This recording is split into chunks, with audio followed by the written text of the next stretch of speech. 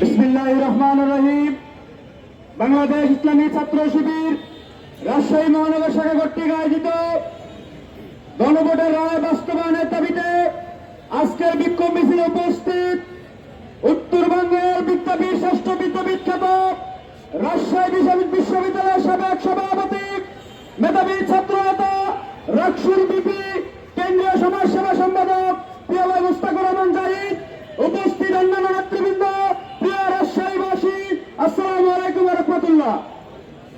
প্রিয় উপস্থিতি, আপনারা জানেন 2026 সালের 12 ফেব্রুয়ারি এদেশের মানুষ একটা আশা নিয়ে গণভোটকে জয়যুক্ত করেছে। সেই আশাটা কি? তারা চেয়েছিল বাংলাদেশকে জুলাই সনদ বাস্তবায়ন করে বাংলাদেশকে নতুন বাংলাদেশ বিনির্মাণ করার জন্য। আমরা দেখতে পাচ্ছি বিগত 17 বছর যেমন বেশিরভাগ কায়েম করেছিল বাংলাদেশের বুকে, নতুন একটা বেশিরভাগ আবার বাংলাদেশের বুকে কায়েম হওয়ার চেষ্টা করছে।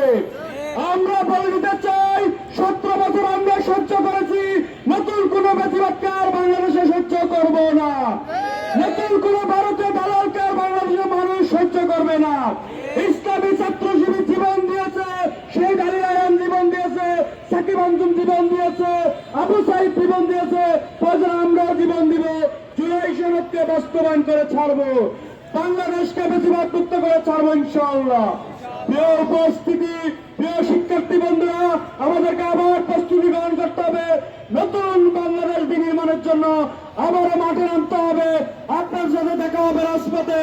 আমরা আপনারা সবাই মিলে নতুন এই বেশিরভাগকে আবার বিতাড়িত করে নতুন বাংলাদেশ বিনির্মাণ করব। সবাইকে আজকের আয়োজনে আসার জন্য ধন্যবাদ জানিয়ে আমি আমার কথা শেষ করছি। আসসালামু আলাইকুম ওয়া রাহমাতুল্লাহ।